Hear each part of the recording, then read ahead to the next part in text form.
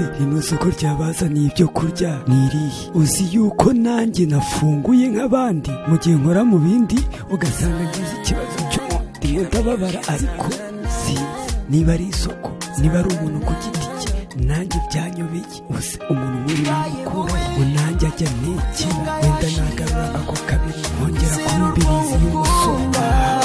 Rekada si kampani si na hoteli, ni umuntu ku giti cye. Ni Bigirimana Fulgence.